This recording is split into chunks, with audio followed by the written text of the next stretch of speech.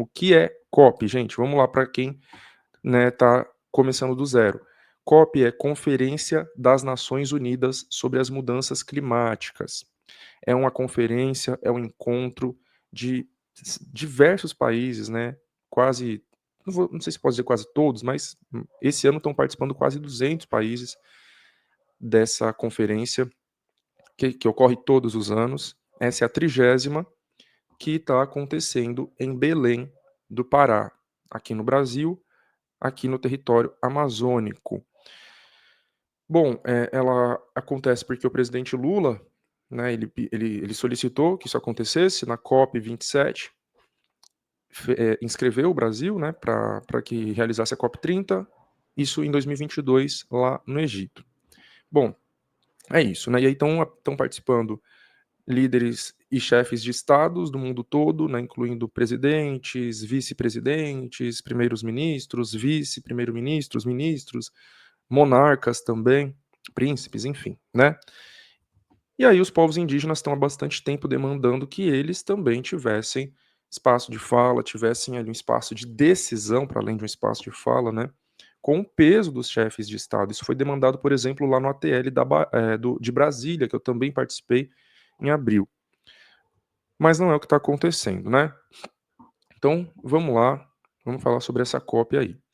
Bom, vou começar com esse levantamento muito interessante que foi feito aqui pelo Intercept sobre empresas que estão financiando jornais durante essa COP. Olha que absurdo, gente. Já é absurdo que essas empresas participem da COP, sabe? Já mostra, assim, o quanto que isso é um grande teatro. Então, vamos lá, ó. COP30, quem mais destrói o planeta é quem paga para contar a história da salvação climática.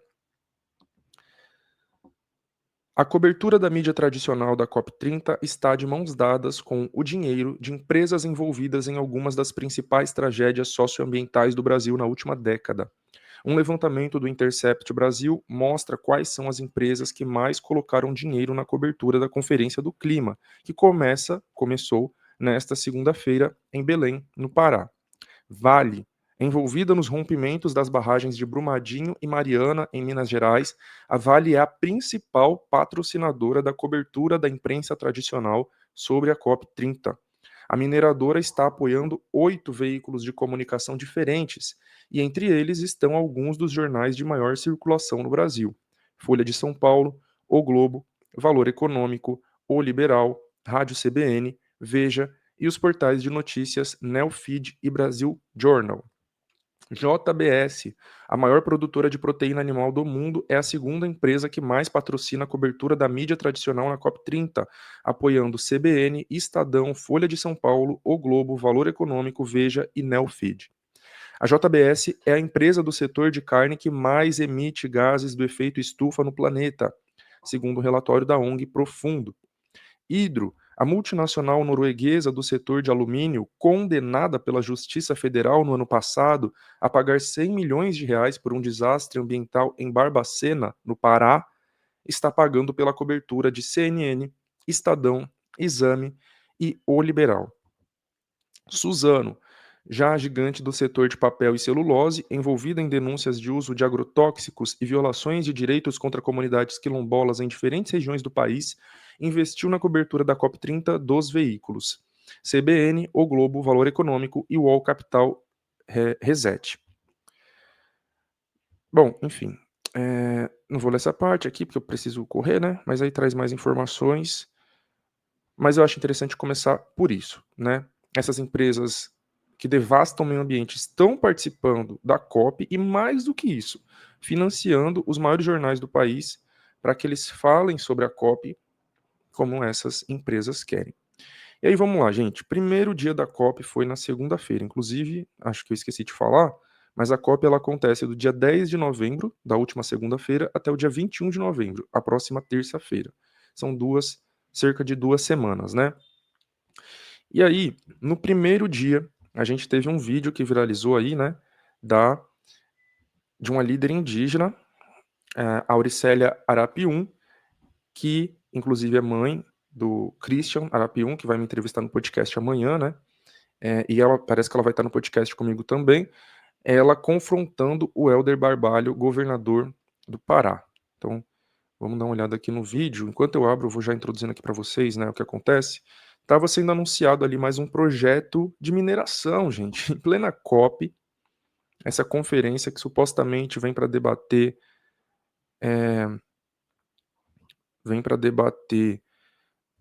mudanças climáticas, né, e a devastação do meio ambiente. Tava lá o governador do Pará fechando contrato com a mineradora e essa líder indígena vai lá e confronta ele. Vamos lá. Mais um projeto para destruir nossas vidas e nosso território. Mais um projeto de mineração. Mais um projeto que derrota as terras indígenas no estado do Pará. O Helder Barbalho é uma farsa. Vamos, agradeço. Logo que eu vi o evento da Hidro, eu me indignei. Então, quando eles começaram a falar que o governador ia assinar um acordo de cooperação com a Hidro, eu tive que me manifestar. Queria me manifestar muito mais, não fiz isso por conta dos seguranças, mas eu espero também ter dado o recado, porque a gente vem sofrendo muito tempo aqui no estado do Pará com esse mesmo governador que nega nossos direitos, é o governador que fez a gente ficar um mês ocupando a SEDUC, e é um governador muito contraditório, né? Porque ao mesmo tempo que ele fala que defende a floresta, que defende os povos, é ao mesmo tempo que ele está fazendo esses acordos. Então foi muito automático aquele momento, acho que foi direcionado pelos encantados também, para a gente já chegar na COP, dando a nossa resposta. Nós não concordamos com a farsa e com as falsas soluções que eles têm trazido para a gente, né? Fazendo acordo com aqueles que estão invadindo o nosso território, com aqueles que ameaçam a nossa vida, com aqueles que estão invadindo territórios indígenas. Então foi muito nesse contexto. E foi assim que começou a COP, primeiro dia. Bom, ainda no começo da COP também, no primeiro dia, o escritor Ailton Krenak, outra conhecida liderança indígena do nosso país, criticou a COP, disse que iria boicotar ela, que não iria participar dela, e também criticou o governo Lula pela decisão de explorar petróleo ali perto da foz do Rio Amazonas. Então, post aqui do Brasil Fora da Caverna, a COP30 começou em Belém do Pará nesta segunda-feira 10, sob o peso das críticas e do boicote de Ailton Krenak. Em entrevista publicada no sábado pelo El País, o escritor e líder indígena afirmou que a conferência foi sequestrada pela perspectiva econômica e que o clima virou mercado, anunciando que não participaria do evento para não ter seu nome associado a ele. Krenak apontou a contradição entre sediar a cúpula na Amazônia e liberar a perfuração de petróleo na margem equatorial. Disse que em um regime presidencialista, quem decide é o presidente, e criticou a licença concedida em outubro para a Petrobras perfurar na foz do Amazonas. Na leitura de Krenak, há a tokenização dos povos originários. Há foto, crachá e microfone, mas não poder de decisão nem orçamento. Sem canal direto para as comunidades no mecanismo de perdas e danos como o legado urbano respaldando obras e remoções, lideranças indígenas seguem fora de comitês com voto, e não há instrumento que lhes assegure poder de veto sobre a expansão do petróleo na margem equatorial. Esqueci de comentar no começo, gente, mas é importante ressaltar que essas pautas ambientais, né, inclusive a exploração de petróleo perto da foz do Amazonas, tem tudo a ver com a gente que está nas periferias. Sabe, não pensem que isso aqui não tem a ver com a gente, que é só em relação às comunidades que estão lá na foz do Amazonas, lá no norte, não de forma alguma, pelo contrário, né? A gente que está nas periferias, nas favelas urbanas, é profundamente afetado por isso. Todos os desastres ambientais, incluindo grandes enchentes, deslizamentos, tudo isso aí é fruto dessas devastações ambientais que acontecem muito longe da gente ou muito perto da gente, reverbera aqui também. Bom, no segundo dia da COP, a gente teve o cacique Raoni criticando o presidente Lula. Cacique Raoni, que o Lula levou lá para subir a rampa com ele no dia da posse, né? Ele vem o ano inteiro se colocando contra a exploração de petróleo perto da foz do Amazonas, e agora ele reforçou isso. Então aqui, post do perfil no Instagram, foto alter. Cacique Raoni critica Lula na COP30 e se posiciona contra a perfuração de poços de petróleo na foz do Amazonas. quero falar para todos que eu sempre lutei a favor de todos nós, assim como me posiciono contra o desmatamento, é uma coisa muito ruim. Eu estou sabendo que querem perfurar aí petróleo. Eu sei que Lula está falando sobre isso para muitas pessoas, mas eu quero dizer que não podemos permitir que isso aconteça. É isso que eu tenho para falar para vocês no momento. Então o cacique Raoni falou aqui no idioma dele, né? E o rapaz traduziu. E aí, no mesmo dia, na terça-feira, segundo dia da COP, os povos indígenas revoltados com tudo, né? Com todo esse teatro, e com o fato de serem barrados em determinados espaços que estão sendo áreas VIPs ali, né, para chefes de Estado, eles ocuparam esse espaço, junto com o pessoal do coletivo Juntos, né, o coletivo Juntos é o coletivo de juventude do MES, Movimento Esquerda Socialista, do PSOL. Então eles, junto com os povos indígenas, ocuparam essa parte aí da COP, a chamada a Zona Azul, que está sendo reservada aí para uma galera. Olha só.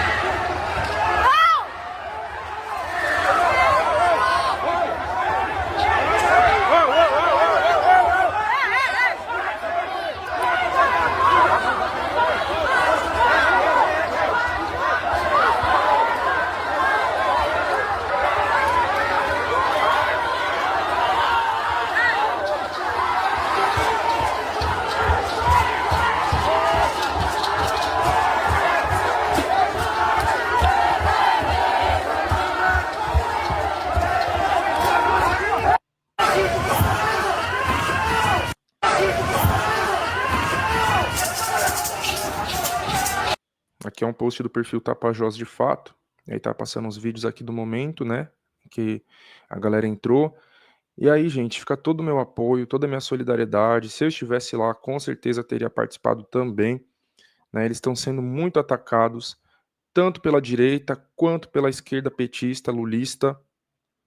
Né? A direita por motivos óbvios, né? Porque odeia os povos indígenas e tudo mais. Estão chamando de baderneiros, vândalos, etc, etc. E a esquerda liberal, que tem medo do povo, né, que quer o povo no controle, no cabresto, na coleira, principalmente povos racializados, essa galera tá, até mesmo eu vi gente comparando isso daí com o 8 de janeiro. Né, então, tô falando muita merda, é isso. Estão com medo do povo. E que tenha mais mobilizações mesmo, fora da coleirinha do governo, fora do que o governo Lula impõe ou do que quer que seja impõe. Bom, a Auricélia, que eu já citei, né, que foi aquela líder que confrontou o Helder Barbalho, ela disse essa frase aqui, né? Não nos comparem a fascistas. Nós não invadimos. Quem invadiu o nosso território há mais de 500 anos foram esses colonizadores que estão agora exatamente pensando sobre o nosso futuro. E eles continuam invadindo os nossos territórios todos os dias. Em vários canais da imprensa saiu que foi feita uma invasão. Ninguém está falando da invasão dos territórios indígenas. Pois é, lembram quando eu falei, né, da grande mídia que está sendo financiada por essas empresas aí? Então, elas vão pagar para que essas mídias falem que foi uma invasão, ataquem os povos indígenas. E aí aqui tem um post do Avante.26 falando por que indígenas ocuparam a COP30 e por que devemos apoiá-los.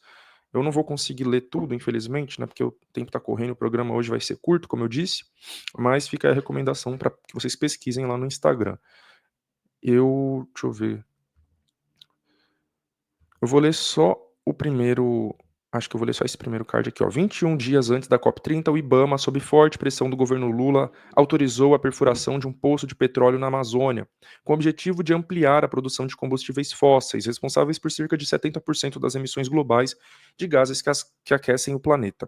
O local escolhido, no Amapá, é de extrema sensibilidade ambiental e riquíssimo em biodiversidade. A COP30 é dividida em duas grandes áreas principais: a Zona Verde, de acesso gratuito e aberto ao público, que foca em feiras, exposições de arte e cultura, e contou com apresentações de comunidades indígenas.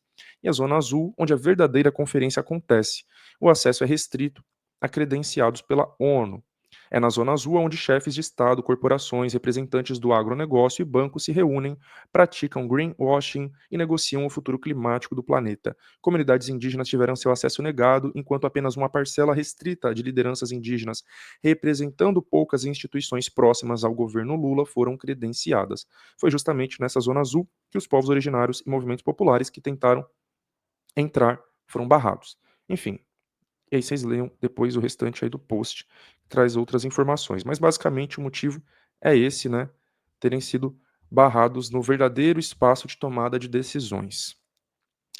E aí, qual foi a resposta do governo Lula, que, como eu falei, né, tem medo da mobilização popular? Foi enviar a Força Nacional, né, que é tipo uma polícia do governo Lula, que inclusive foi criada pelo Lula lá em 2010, alguma coisa assim, eu não lembro o ano exato. Mas foi no primeiro ou no segundo governo Lula. Vamos lá.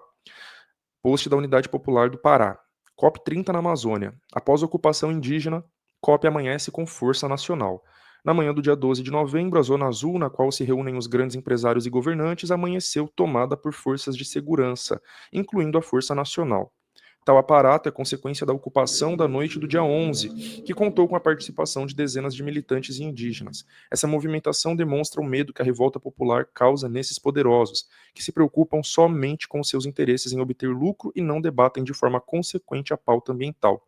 Isso escancara as contradições desta conferência, que expulsa os povos e organizações que vivem no centro do debate climático, enquanto é financiada por ricos empresários que destroem o meio ambiente. A ocupação é demonstração não só da revolta, mas da capacidade de mobilização popular e como esta é capaz de fazer estremecer o grande capital. Quem também protestou na COP30 nesse segundo dia foi o MST, militantes do MST. Eles ocuparam a AgriZone, que é uma área do agronegócio lá na COP30. Então aqui tem um vídeo mostrando eles entrando e protestando, e aqui eu vou ler o texto do Brasil de Fato. No começo da tarde do dia 11, o MST realizou um ato na AgriZone, área coordenada pela Empresa Brasileira de Pesquisa Agropecuária, na COP30 em Belém. Dezenas de pessoas ocuparam o local com cartazes, palavras de ordem e muita denúncia. O agronegócio é crise ambiental. Inaugurada pela Confederação da Agricultura e Pecuária do Brasil, a AgriZone é uma das maiores estruturas do local e se tornou ponto de encontro de lideranças do setor. A iniciativa é financiada por grandes empresas como a própria CNA, além da Nestlé e Bayer. A manifestação teve como objetivo denunciar que o espaço contou com o apoio de empresas associadas ao agronegócio, modelo apontado pelos manifestantes como principal responsável pela crise climática. Com o apoio do Ministério da Agricultura e Pecuária, do governo Lula, o espaço entrou em cena quando parte do agronegócio resistia em participar da Conferência do Clima da ONU, segundo a Repórter Brasil. Bom, não vou ler mais, mas é isso. Fica aí também, né, a recomendação de que acompanhem o Brasil de Fato. E aí ontem, terceiro dia da COP, quarta-feira, começou a chamada Cúpula dos Povos, que são atividades paralelas à COP30 tocada por comunidades tradicionais e movimentos sociais. Então trago aqui uma matéria da Agência Brasil que explica um pouco do que é a Cúpula dos Povos, que é onde eu vou estar, o que eu vou estar participando lá em Belém. Movimentos sociais, assim, o texto ele vai falar no futuro, né, porque ele foi escrito antes da cúpula iniciar, mas eu vou ler no passado porque ela já iniciou. Movimentos sociais, redes e organizações populares de todo o mundo se reuniram nesta quarta-feira 12 às margens do rio Guamá, em Belém do Pará, para a abertura da Cúpula dos Povos. Em uma agenda que se estende até o dia 16 de novembro, o encontro reuniu, na Universidade Federal do Pará, milhares de pessoas com o objetivo de trazer perspectivas sociais e ambientais em encontros paralelos à 30ª Conferência das Nações Unidas sobre Mudanças Climáticas, a COP30. Ainda de manhã, Embarcações navegaram pelas águas do rio Guamá até a Baía do Guajará, em verdadeiro arrastão de vozes populares por justiça climática, em um encontro de mulheres, jovens, ribeirinhos, pescadores, indígenas, quilombolas, agricultores familiares e toda a diversidade dos povos mundiais que se juntarão ao movimento.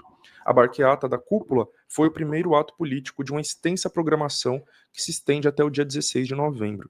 Na pauta, as contradições e denúncias sobre decisões globais incoerentes com as realidades nos territórios.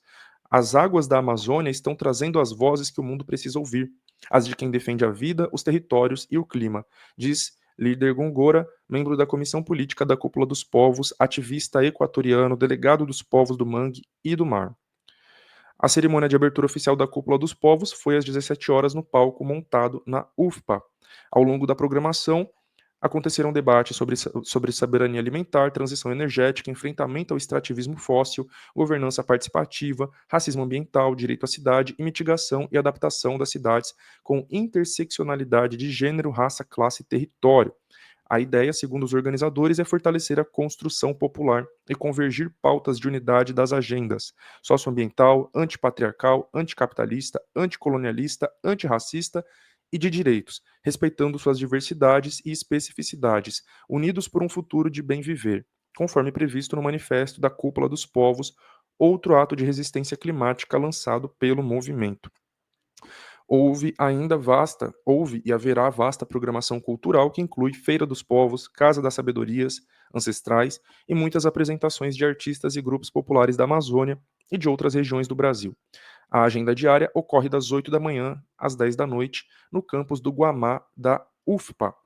E aí eu vou deixar o link aqui para vocês da programação, apesar que eu não sei, acho que não, se eu colocar no chat. Bom, vou testar, tem um chat aqui. Ah, não dá para colocar no chat, não. Mas eu vou espelhar a tela para vocês do site que tem a programação, e aí vocês pesquisam, vocês acessem. Bom, é aqui, o site se chama exatamente Cúpula dos Povos. Então, vocês pesquisando, ó, Cúpula dos Povos, cop30.org/programacão/, vocês encontram aí toda a programação. No terceiro dia da COP30, também ontem, na quarta, Cacique Raoni voltou a criticar o presidente Lula e o seu objetivo de explorar petróleo perto da foz do Amazonas. Não vou mostrar o vídeo porque, enfim, né, ele fala mais ou menos as mesmas coisas que ele disse naquele outro que eu já mostrei. Vou trazer aqui uma demanda que os povos indígenas estão pautando nessa COP, que é a demarcação de territórios, obviamente, mais uma vez, a principal pauta do movimento. Só que olha só, um estudo mostrou que 29 terras indígenas já podem ser demarcadas durante a COP. Só depende do presidente Lula. Olha só esse post da COIAB Amazônia. 29 terras indígenas poderiam ser demarcadas durante a COP30 se houvesse vontade política do Estado brasileiro. Demarca Lula. Olha só. A COIAB divulga levantamento inédito sobre demarcação de terras indígenas na Amazônia. No primeiro dia da COP30, a COIAB revela que 29 terras indígenas da Amazônia já estão prontas para homologação, mas seguem paradas por falta de vontade política de quem? Do governo Lula. O estudo mostra que demarcar é agir pelo clima, é que cada hectare protegido é uma barreira concreta contra o desmatamento e o colapso climático. Acho importante explicar rapidamente, né, gente, o que é Amazônia, porque as pessoas confundem muito.